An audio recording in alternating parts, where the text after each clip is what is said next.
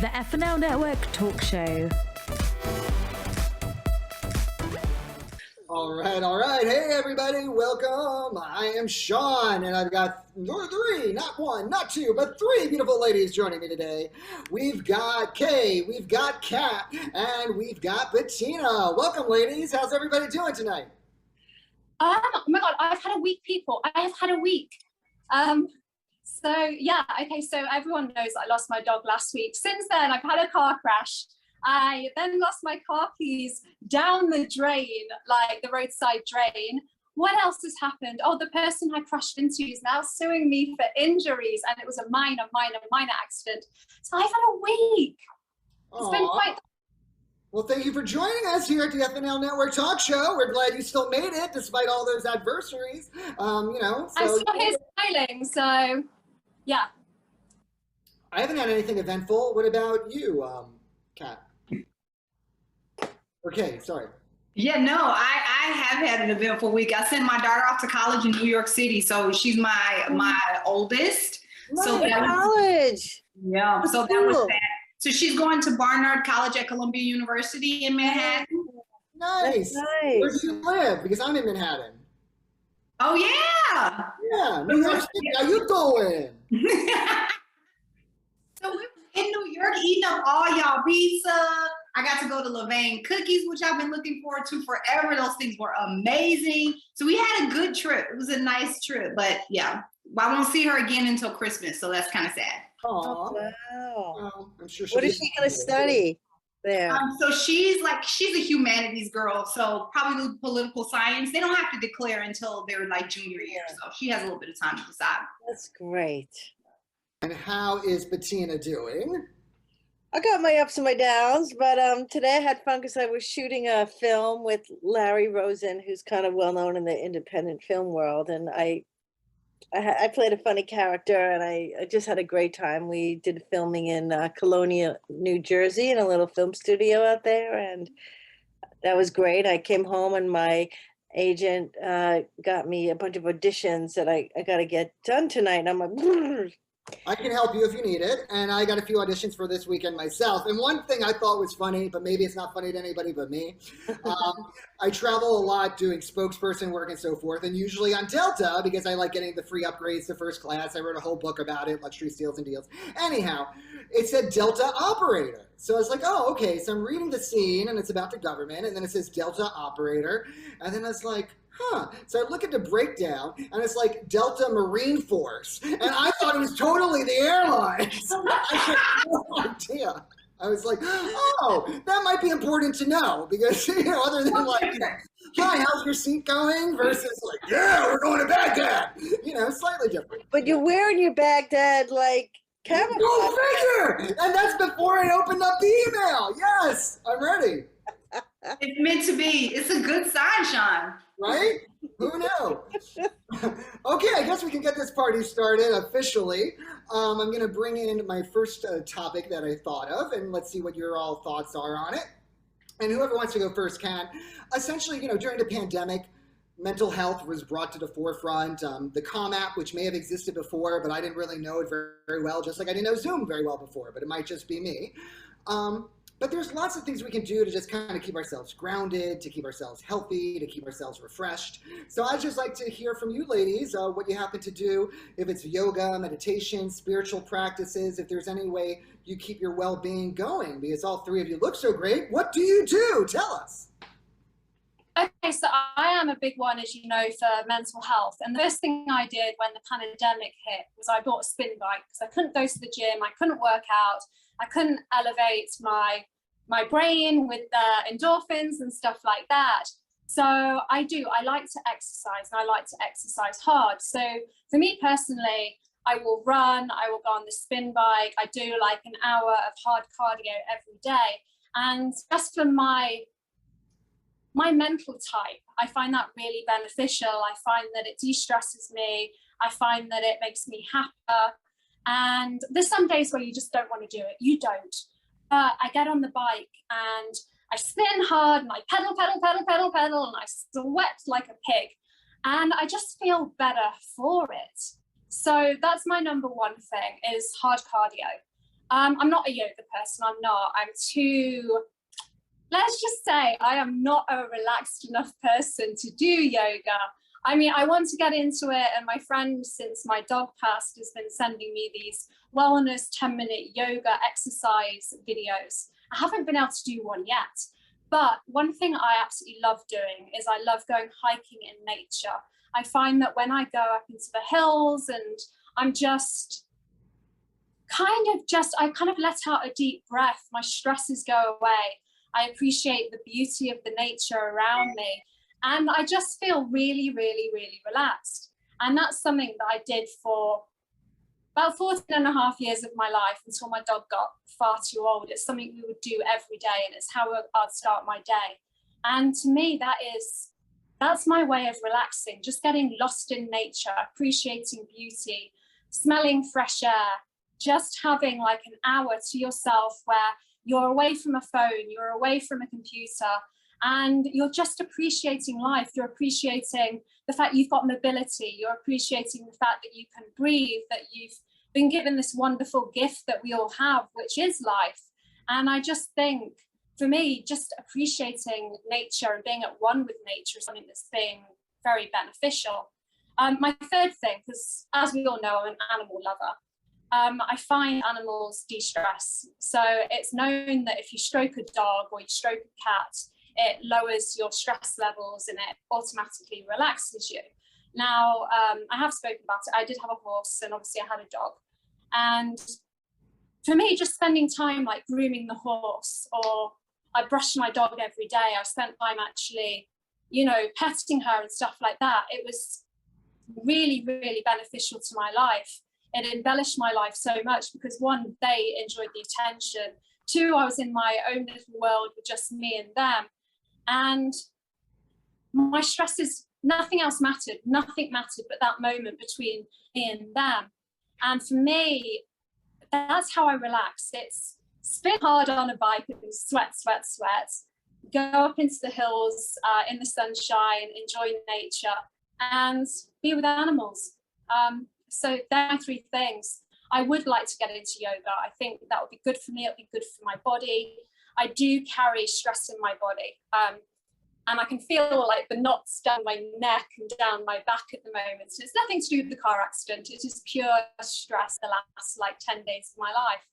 But I think, everyone benefits from yoga. Everyone seems to, they get a nicer body from it, and a nicer body is always good for people, but they seem to just be more at peace. And it is something I want to get into. It's something that I haven't got into yet. But I think now that there's just me, myself, and I should get my ass down to some classes and actually learn to do yoga properly, not through a little video that my friend sent me, but actually go to a class, meet new people, and just try something else that will benefit my health and my mental well-being. Because everyone raves about yoga, and it's something that I do feel that I'm missing out on. And it's never been for me so far, but I'm kind of ready to try something new. So definitely it's what I want to get into. Definitely want to try yoga. And Pilates. Pilates is meant to be very good too. So that's on my wish list.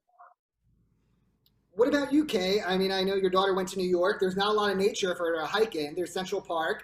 There's the nice smell of homeless people and urine on the subway that I try to take in to feel more with my surroundings. But right, the natural, the elements of it all. I'm not a nature person. I'm not a nature person at all. I'm not a person that like needs to go and like connect with nature. Like I walked through Central Park to get to the cookie spot.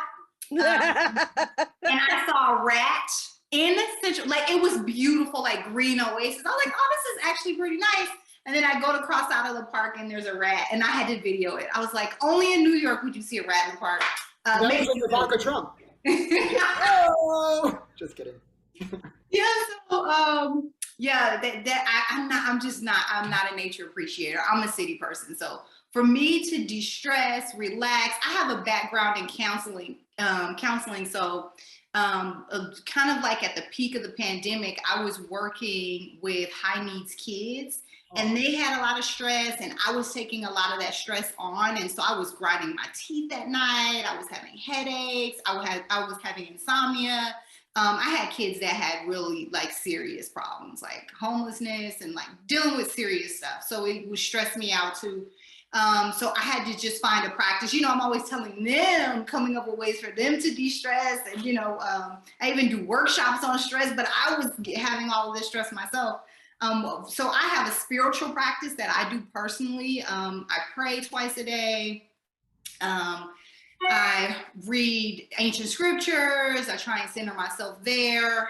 I started to add in meditation on top of everything else because of the grinding of teeth and insomnia and all of that. I found it to be really helpful. I would just set my alarm on my phone. I don't like guided meditation at all. I don't like someone telling me to, you know, imagine a leaf, it's floating on water, you know, all of that stuff. Even though I've done that for kids, I just don't like it for myself. You know, I feel like you got to find what works for you. So I would just set my timer for 3 minutes. I would put it on my chest and I would just lay flat on the floor, my bedroom floor, my carpeted bedroom floor, and just try and clear my mind and see how many rounds of that it took for me just to clear my mind and not have any thoughts, not worries. You know, did I call this kid back? Is this kid going to be okay? Do I need to make groceries? What time do I have to pick my daughter? Like all of that quiet. So it usually takes one round of 3 minutes for it to clear.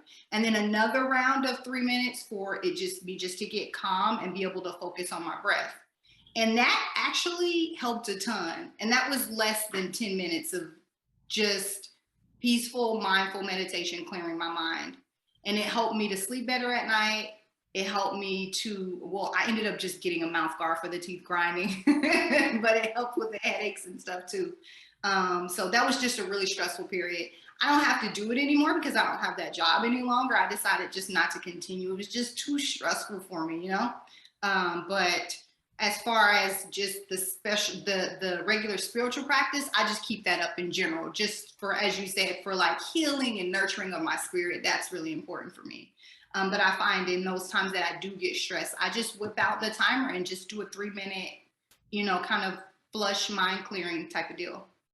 I love it. I mean, I know Oprah had guests on. It wasn't Deepak, and I'm blanking on the guy's name, but his whole thing is about breath and about being present. And the best way to being present is from your breath and like just being today, to not think about the past or the future. That's the way to be happy, because otherwise your thoughts can just create all types of, you know, different situations for your oneself. So exactly. Yeah. And that's so funny because that's what I was teaching kids constantly, right? But like, are you doing it yourself? It's, you know, it's like the cobbler's kids never had shoes, that kind of idea. But yeah, breath is. You know, my dad was a cobbler. I'm kidding.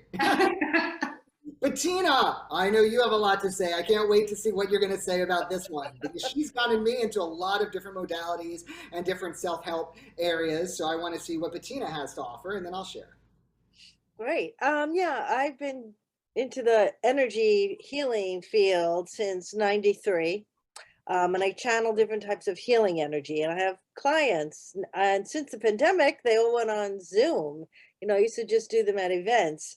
So I help people to like let go of the obstacles and move along to whatever they want and to manifest big things. And when I'm channeling healing energy, that is very peaceful and relaxing for me. I do something called Jolleys, also do something called vortex healing. And it's important for me to be able to receive. So I try to receive that healing energy several times a week, sometimes in a group healings. This is all on Zoom or on the phone. Sometimes in groups healing, and sometimes with private sessions on the phone. And that helps me really get into like a healings meditative state. I mean, I do other things too. I do love riding my bike. I do love taking a bath. I've recently discovered a new thing called a stretch artist, where I go and I do, it's like a stretch class. They stretch you out. That really helps. I was going to the gym about 4 times a week, but I got into a car accident in May and I haven't done that since, but I'm now starting to feel a little bit better. So I'm looking for either to go back to that gym again or a different one. I don't know. So that's not like really, I don't know. Is that specific enough? Do you want to hear more stuff? I mean, I just wanted to talk a little bit about the energy healing, because that for me is like so magical. It's and you know, Good. get into a good zone. Yay. Well, I love it. I mean, so Bettina inspired me to try these different modalities I never heard of. You know, the short of it is like there was a movie called What the Bleep Do We Know? So it's kind of quantum physics, is I think an easy way to explain it. That everything's energy, including like say if you have a heart attack, you know, they go ahead and use electricity to bring you back, or people with mental illness, or now they're even saying for your memory, electrodes on the brain. I mean, I know, you know, shock therapy wasn't well thought of, but everything's energy, everything's electric, and so forth, including our body systems. So a lot of what kind of Joe Ray has to do with is just, you know, kind of like clearing energy fields you can't see. And the same thing, kind of like vortex healing is like just, you know, other modalities and magic that's all around us and trying to be a part of it and connected to everything. And so, you know, she tells me something, it sounds insane, and then I see magical results from it. Because, you know, she'll like this, I'm like, oh yeah, whatever. And then I'm like, oh, but then this happened. And I'm like, so maybe this works. So each time, like I keep getting further into like these new practices, which are probably not very new. I mean, a lot, you know, goes back to Eastern philosophies. Sure. You know, they're very similar, I think, as, you know, a prayer or meditation, whatever works for you, you can call the name anything you want. It doesn't have to do about, you know, Jesus or God, although one of the energies mentioned Christ energy to connect to. So it's just very interesting. Vortex is related to Merlin's healing lineage. Which is like another name that they use for like God and the universe. So it's very interesting stuff, I think.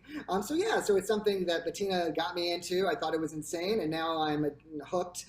And Level 2 Vortex. yes, I know what I was going to share. When I first got into the energy work called Joe Ray, they were big into flower arranging. And I was just like, oh, you know, my mom had limited income growing up and she would buy flowers. And I would think it's a waste of money. I'm like, you don't have a lot of money. Why are you wasting it on flowers? And to myself. And then once I started doing this energy work, I just realized I started buying flowers. And the idea is, you know, and also like being with nature, same type of concept, you know, like what Cat had said. When, you know, somebody's sick, or Mother's Day or Valentine's Day, what do you give them? You know, usually, you know, flowers. And I think there's a high vibration and a lot of energy as well. So I think a very simple thing too, to maybe brighten someone's day, to brighten your own day, is to buy flowers. You know, a very simple act, you know, as a possible suggestion for what it's worth, you know. So there we go. We went full circle. I think flowers are very beautiful, and I think if you have a beautiful environment, so if you have some flowers, you have a plant, you light some candles, it automatically makes you feel better. Bettina, I want to ask you, with your energy practices, have you used sage and smudge sticks to clear energy? I do. I have sage. I also have like 100 other different types of scents and oils that I use, because every scent is so specific. Like I have peppermint, like to wake me up, or some other magical scents to clear the room of negative stuff, or add peace, or some oils and some incense that are just for peace, like lavender, for instance. So sage is just one of like 100 different types of oils and incenses that I use. I can clear it with my hands. You know, I have like vortex energy to clear like any type of negative stuff, like right out of any room that I'm in, you know. Or here, I'm doing some magical structures here to help us be more in the room together, you know. I think we should use it, Bettina, to tell the audience, mail us money, give us possessions. You love us. Or have an investor pick us up. That part. What about an investor or like a corporate sponsor to pick us up? Yes, we're now on NBC, ABC, and CBS. We all have spinoffs and our group show. Yes. Are we all actors here? Are we all actors also? I'm just doing hosting, so that's my Yeah, I'm more of a host too. Yeah. Okay. I'm more of a character actress, but somehow I'm enjoying hosting as well. Yeah. You're great at it. You're really great because you open up and you're conversational, and it's wonderful. But yeah, I mean, the reason I asked about sage is after my car accident, I'm losing the keys down the roadside drain, which 3 police officers did spend 20 minutes lying on their stomachs, by the way, moving debris with truncheons to help me get them out. But anyway, after that, I decided that I was carrying negative energy. And so I got sage smudge sticks and I cleansed my living space, my myself. Whether or not it worked, I don't know, but it made me feel better. It made me feel Well, like if you feel better, then it worked, because feeling better is the key to manifesting what you want. You raising your vibration and feeling happy and good. That's what you want to be focusing on. Yeah, no, it Better, definitely it worked. So Awesome. Well, this week, to totally switch gears, like we had some primaries in some states, and politically it doesn't matter which party as far as this question's concerned. I did watch on CNN though, Maxwell Frost. He's a Democrat from Orlando, and so he's only 25. He'll be one of the youngest and Gen Z if he gets into Congress. And his point was saying that Congress should look like the rest of the country, and not just ethnically, but also as far as age range. And often when you tune in to any of the political shows, it is kind of like you're watching a retirement home. Pelosi isn't, a spring chicken. Biden and Trump aren't spring chickens. Schumer's not a spring chicken, so it's kind of interesting. So my question is, for public servants, should there be a term limit? Mitch McConnell, oy vey, look at him. Anyhow, or should there also be a consideration as far as how old is too old to serve?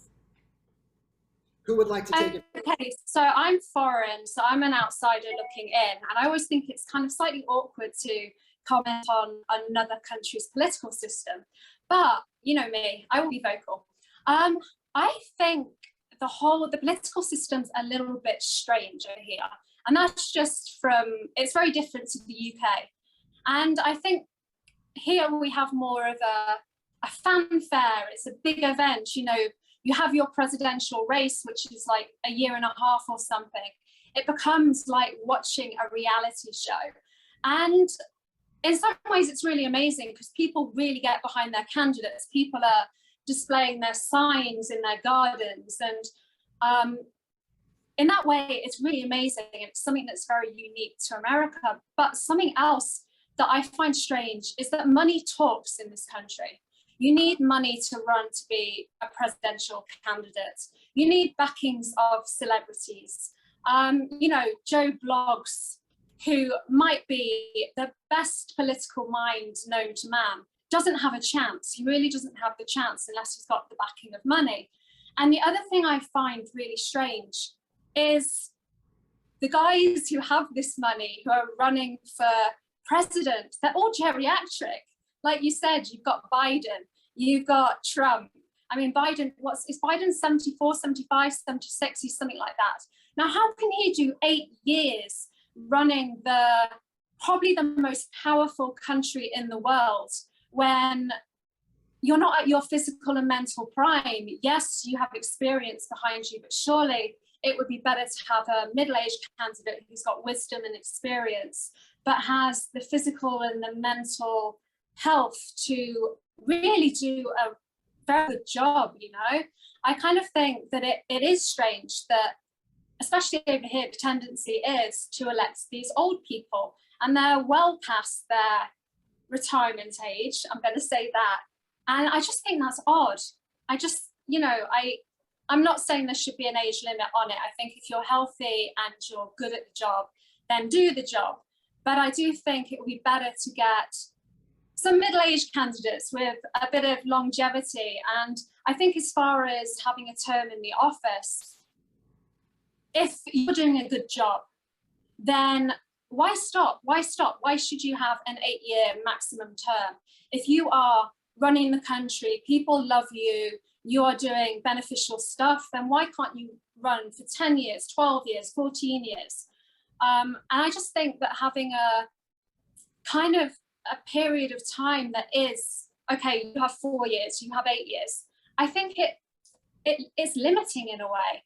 I get the need for fresh blood. I get the need that it kind of is, the American system is to keep re-electing new people and to give people the vote, but I'm not saying don't have the elections. I'm saying that there shouldn't be a limit on term.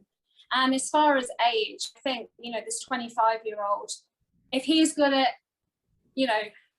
being a politician, if he is up for the job, then being young shouldn't matter. Yes, he is probably going to be very good because he does resonate with the young people in America. And I think that is beneficial because when people look at Biden, a 20-year-old who's looking at Biden, it's night and day. They're at the start of their life. Biden's going towards the latter phase of his life. And I just think having fresh blood would be really good. I mean, in the UK, a lot of our politicians, they do tend to be on the younger side than the American ones. And I'm not saying that the UK's got a good political system at all, because we don't. We've had Boris Johnson in office, and he wasn't much good. But I'm just saying that I think it shouldn't be so shut off. It should be any age, any term length. If you're doing a good job, then keep doing it. Part of the argument that I was going for was sometimes people will mention, if you grew up in a different era where segregation was considered okay, or that women did not have equal rights, or less rights, or weren't in a workforce, to the level that they are today, has your mind evolved with the times? And can you represent the people who are currently, the majority of Americans and the majority of belief? Because it seems really, when they do polls that aren't very one-sided for a candidate, that America leans progressive, but not all the way.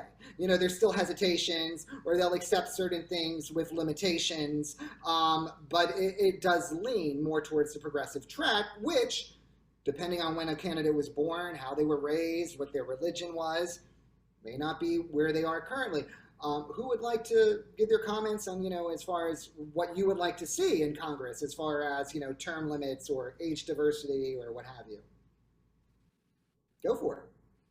I mean, I'm generally not that political, but I don't think there should be an age limit. I think that's actually ageist, There are people, isn't the Queen like 94 years old? Like, I know people. 96, I think, but she doesn't actually run the country. Oh, okay. Our prime minister and our government run the country. The Queen basically signs off on stuff. She can stop. She can't even keep her family together, girl. She can't even keep everybody in the same country. I mean, she. Yeah, no, the Queen definitely. She doesn't run the country. She's. Okay. But I think that, I know people who in their 90s who are very with it and very able to speak and together. I know people who in their 70s who can't form a full sentence. So I just think that age should not really be a factor. I think it should be individual cases. Now, the types of term limits, well, the people that I like when they're in office, sure, I think they should have extra terms. But then on the other hand, if there's someone in there I don't like, I don't want a dictatorship, and that is scary. So in the end, I think there should be term limits, because it's a little scary to think you get someone in there and you don't like him. And in our country, it's very divided, really. And I think we should have a revolving idea of different people in there, just to give everyone a fair shake. So that's kind of, even though I'm not really political, I do have an opinion on that kind of stuff. Case in point is the Supreme Court. It's a lifetime appointment. So that totally shifts it, because, Ruth Bader Ginsburg, who everybody loved, did not want to retire, although she had illnesses, and it totally swung the court. So it can go in many different directions for different political agendas as well, by not having limitations. And like Jerry Nadler just went against an opponent who also was 30 years in Congress. They redistricted. She's gone. So she's not happy. Nadler's happy. It's just, half of one, half of the other, I guess, depending on who you are. It becomes unfair, though. Kay, what do you have to say? I was just going to say, I think the Supreme Court is very different, right? It's a totally different animal than Congress, because Congress is elected by the people, and Supreme Court is elected by one person, right? And so I feel like what really needs to happen with the Supreme Court isn't necessarily term limits. To me, it's enforceable ethics, it's transparency, it's, what we see going on in the Supreme Court right now is, somebody like, I won't get specific, but you'll have someone that has a spouse that has a lot of conflict of interest. And because it's unprecedented, there isn't a lot of recourse, right, for something like that now, where there should be, because it's just like, it's such a crazy time. There's so many different unprecedented things happening, and there isn't a lot of transparency on the court. So I think the way that the court operates is what should be overhauled. I don't necessarily think there should be term limits. I think even when you talk about when a president is nominating a person, the committee is insane. The fact that they have to go in front of the Senate, and it's so bipartisan now, and it didn't used to be that way, even 10 years ago, you know, and now it's just kind of gotten out of control and it's insane. So I feel like the way that the person receives the nominations and they're voted on, and transparency and ethics, all of that should be overhauled. I feel like once that's worked out, then term limits won't be an issue. Because I don't think I don't necessarily see term limits as the root of the problem when it comes to the Supreme Court. When it comes to Congress, I feel like, well, first of all, you talked about age limits, right? So like, you have to be what, 35 to be president? Like, I don't think that matters. I don't think you should have an age limit on president. I mean, I know it's in the Constitution, but I don't think it's necessary. I know, I don't know what the term limit is for House of Rep, but I think it's like 30 for a senator. I don't think that's necessary either. I feel like if you can do the job, you can do the job. And if the people have the trust and faith in you and they feel like you can do the job and they elect you, then go for it. I feel like, especially when it comes to Congress, you have people that have been in there forever, kind of because they get a foothold, right? Not necessarily because the people, because they have so much overwhelming support for the people, but you get in one term, you get some money behind you, and then it's really hard to kick out an incumbent. Like you see that over and over again.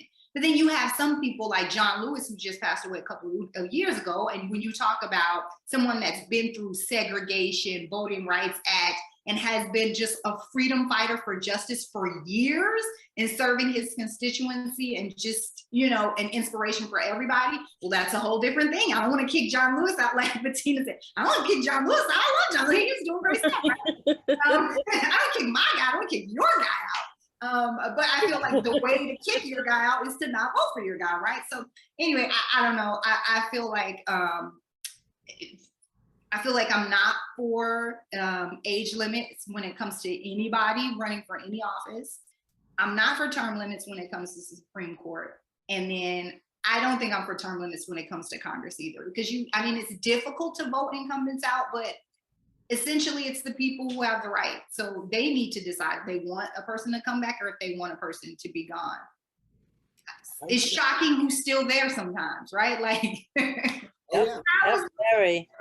Still working, but whatever. You know, they represent a section, Someone.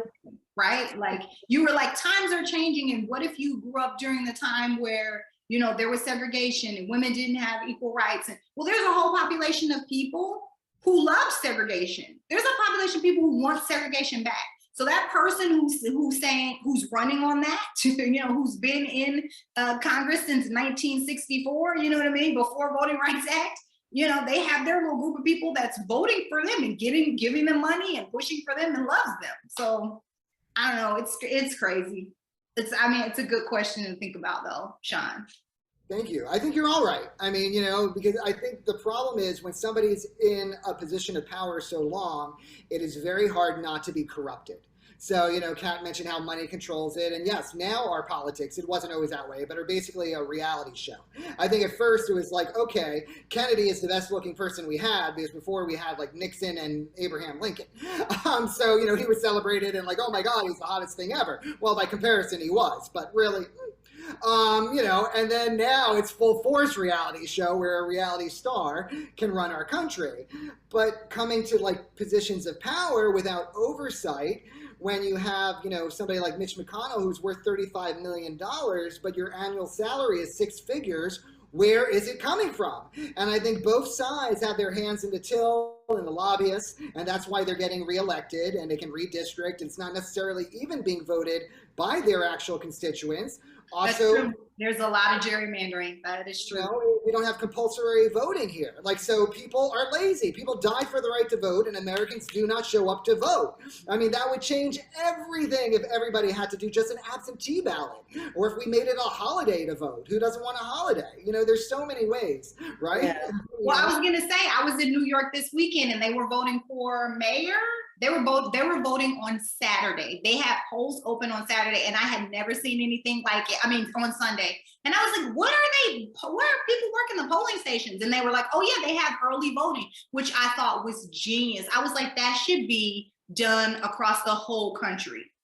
Yeah. Early voting, they could vote on Sunday. I mean, and making voting day a holiday, absolutely. Yeah. And I agree. And I think it's just so hard to regulate, like, who's corrupt, who's not. You know, like, since I pitched on Mitch, Nancy Pelosi doesn't want to reform, you know, as far as any stock regulations for people of Congress. Well, they know what's going to go down the barrel before, so they know what to buy and what to trade and what to sell beforehand with no regulations hardly, you know. So it's just very interesting. And I think you might have one person of moral character who I like Bernie, who wasn't a millionaire till he sold a book, because after he ran and he had $1 million, you're like, he's a millionaire. He's like, I sold a book. I'm 78. I only had 100,000. Now look, I sold the book. Now I'm a millionaire. And I'm like, oh, the mittens. How much did he make from the mittens? I feel like he could have made a good million from those mittens. Oh, he should have. We should have sold his mittens for him. Like, we would be on NBC. What the heck did we do? We lost a mitten opportunity. Darn it. So speaking about mittens, what's the best gift you all ever got? Okay, I'm going to say the gift of life. So, because I know I'm going to mean this in two different ways. So obviously to my parents who brought me into this world, and they've given me the opportunities to experience amazing things. But on a second note, my horse, when he was 3, he had colic, and colic in horses kills, and he needed a life-changing surgery, basically to save his life. And I didn't have the money. He wasn't insured because he wasn't being backed yet. And my family came together and they funded his life-saving operation. And I just thought that was beautiful, because they gave this animal who they'd never met a chance at life. And I just thought that was the most beautiful gift. And it was amazing. And, you know, from that gift, I created years and years of memories with him. And it was like the gift that kept on giving. And to me, that was beautiful, the gift of life. I'm going to say that if I'm giving something to someone, I like to give a memory. So I like to take someone somewhere or do something for them, you know, do something that it doesn't have to be a materialistic thing. I'm not a materialistic person. I very much am about experiences, about my surroundings and everything else. And if I'm giving something to a friend or something else, I want to give them an experience. I want to give them a memory. I want to show them, you know, that they're loved and appreciated and everything else. And you don't have to do that by saying, buying a designer handbag or anything else. And for me, I've given myself 2 things in my life. And the first was my dog. And she gave me nearly 15 years of daily love, affection. She embellished my life for, you know, nearly 15 years. And the second thing was, I was not knowing if I was coming and going in life. I was disillusioned with working in media, and I bought Winthrop. So he was a gift to me, and both of them, they enhanced my life in so many different ways. And to me, it's the most extravagant gift I've ever given myself, which was a dog and a horse, but they gave to me daily for the time that they were on this planet. So for me, it definitely is. It's making memories with people, the gift of life. You know, if you can, for example, if I have a relative who's got everything they need in life, then I'm gonna perhaps buy them, I don't know, some trees, but not like trees for them to plant, as in trees for the rainforest, something for the planet, something that does good. So yeah, just gifts that enhance the life, enhance the planet, enhance your memories, and because memories you've got forever. A handbag, until you track it, basically. Hey, what did you want to say? I saw you go. Oh yeah, I was gonna say, for me, I'm like Cat. I'm all about experiences, but I was thinking, I feel like I've gotten more out of things that I have given than things I've gotten, if that makes sense. Like the most memorable gift I got was in 4th grade. My mom got me a pair of skates, and I love the skates, and I skated all over, and it felt like freedom. And so that was great. But I think about when I got older, because I'm the youngest in my family, my sisters are older and their kids are closer to my age than I am to my sister's age, if that makes sense. Yeah. So when I got older, me and my husband took my nieces and nephews, all my nieces and nephews, to Chuck E. Cheese's and told them for Christmas, we're going to get you an experience. And and then, not to get them stuff. So we took them all to Chuck E. Cheese. And when we pulled in, Chuck E. Cheese had his head off, but he was at the bus stop. And Chuck E. Cheese taking a smoke break. Darn you, Chucky. I promise you, my nephew has 2 kids and he's a whole grown-up. But let us say anything about Chuck E. Cheese or anything about Christmas, and they still remember. They're like, 6 and 10 at the time. They're like, oh man, remember that time you took us to Chuck E. Cheese and we started That giant mouse ain't real. we're trying to make this great memory with these kids. Here go Chuck E. Cheese. But it ended up being like so hilarious and something that just bonds us to this day. Like we all still talk about it to this day. So I think it's so funny. Things that you think are maybe disasters, or you think like, this isn't a great gift, but let's just do it. Ends up, it's all about the memory that it makes, you know what I mean? That it really helped me to realize that. Luckily before I had kids, I did that with them before I had kids. So I realized once I had my own kids, it's not all about like what you can give them and making it perfect. It's about just like the memory you make from whatever happens that ends up being probably the most valuable thing. So yeah. Nice. Well, Bettina, I hear your sister's an expert at gifts, but what is your favorite gift? My sister got a PhD in gift giving. Isn't that wild? It's just crazy. That's actually a thing. I've never heard But it's of very that. specific. It's a gift giving for when you're married and you have a second child. What do the gifts you give to your spouse after you have a second child? That was what her PhD was on. But anyway, now she's a dean of a college, so I guess that worked for her. Generally, I was thinking about spiritual gifts when I started, but then I decided to go in another direction and think about some just weird magical gifts that happen. I came up with like 3 things that were just like, very interesting and fun for me.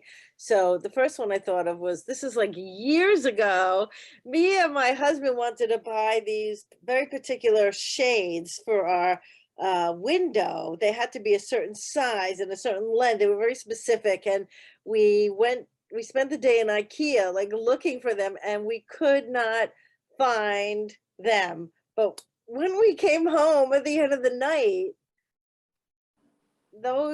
the thing we was looking for was like on our stoop. It was just there on our stoop, and we took it in. It was the exact same thing, and we hung it up in the apartment. So I thought that was a pretty wild one that stood out. It's like the universe kind of saying, oh, you want this? Here you go. Another one that happened was I work locally at this resort hotel where I live. I'm a balloon twister over there, and I don't know how, this is getting off topic. Anyway, I had my family visit me at the hotel, and my mom saw this thing that she wanted there, which was like a type of bag that keeps frozen items in it. Like they used to go out on the boat all the time. She wanted a very specific bag. So me and my sister ended up buying her this bag. And in my mind, I'm like, what a great birthday gift. Maybe someone should get that for me. Anyway, it came to my birthday, and out of the blue, this person who I hardly know, she was an agent for my entertainment company, sent me a very similar bag that arrived on my birthday. She did not know me that I wanted this thing. She did not even know that it was my birthday. She randomly found this thing and sent it to me, which I still use for when I'm going on gigs and I'm carrying like frozen things. It was just like a bizarre gift of something I had wanted. I wanted it on my birthday. I got it for my mom, and this random person got it for me, and she doesn't even remember doing that. Every once in a while I tell her, like, you got me this thing. And I have one more crazy one. I have a friend whose sister works for the airlines, and they once got me some round trip first class tickets to go to California, and that was fantastic. Yay. For me and my husband, yeah. I love it. And we took my doggy. He was a gift. Aw. Oh, you're showing him off? Go for it. Best gift in There's the Tayo.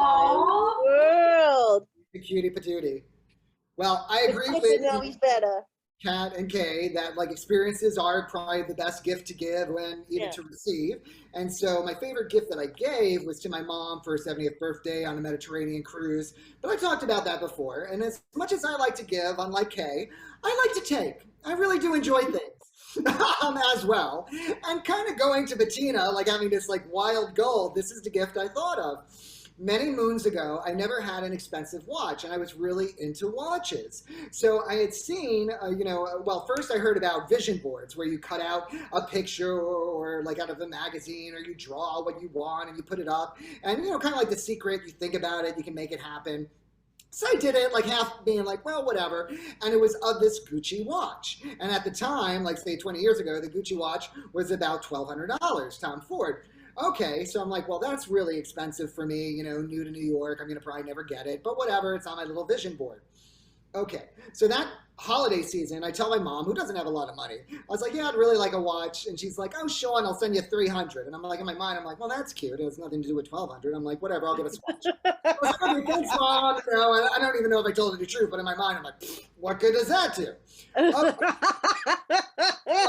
Because I'm so grateful. I'm a very grateful son. I guess I got into Bettina's spiritual practices to then take her on a cruise years later. At this point, it's still about me and my watch.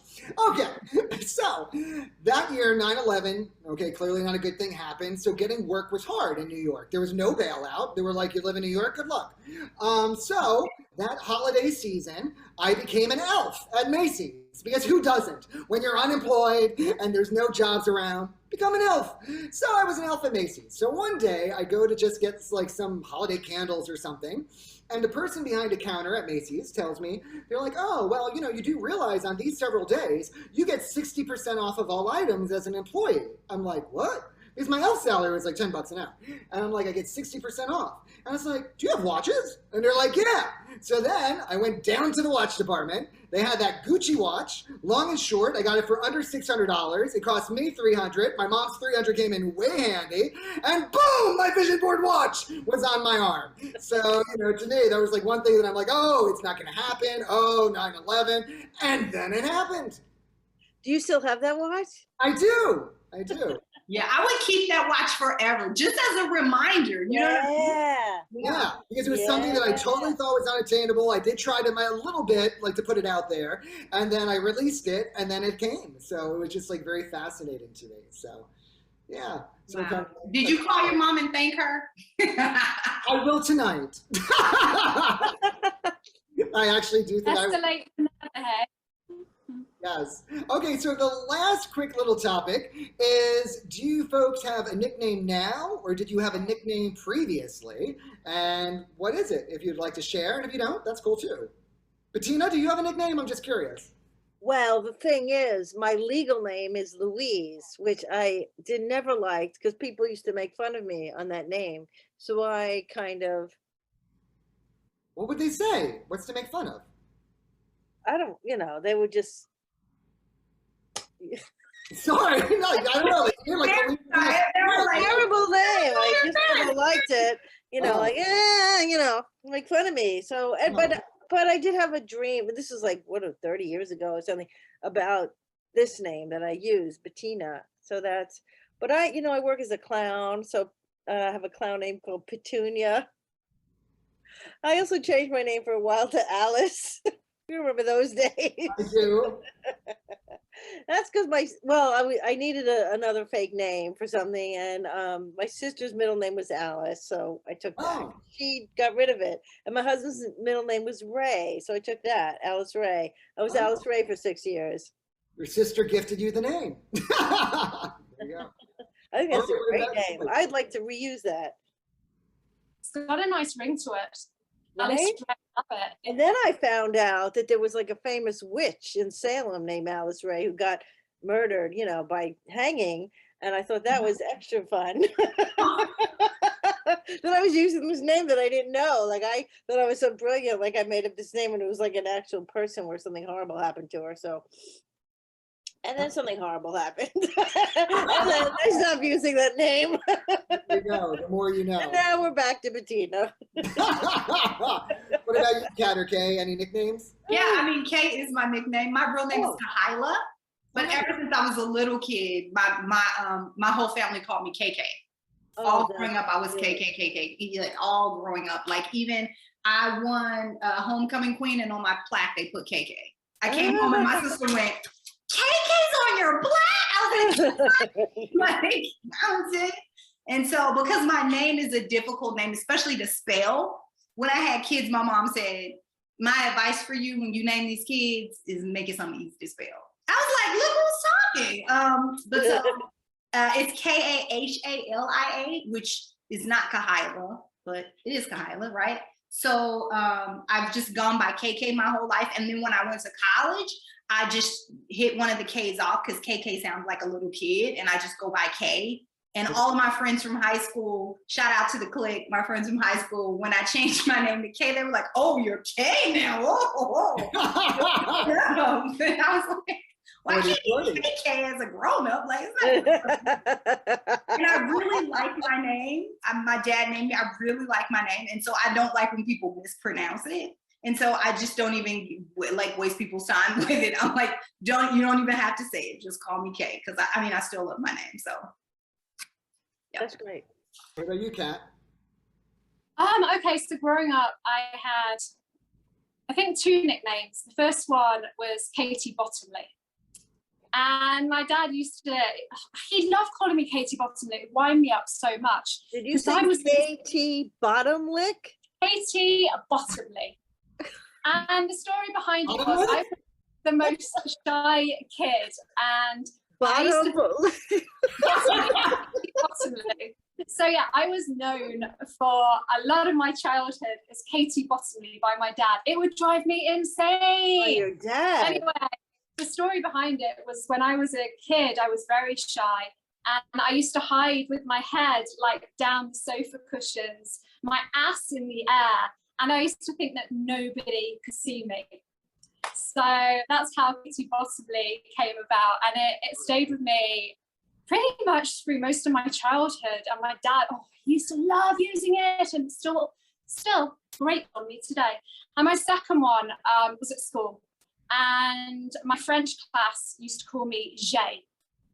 And basically, I was awful at French, absolutely awful. My accent was terrible, but I had this large, slightly plump or very plump French teacher called Mrs. Aberton. And she used to get really frustrated, and she would clench her hand and she would start doing this. Anyway, the more I had a bad accent, and I used to be like, "Je m'appelle," just because it would annoy her, you know?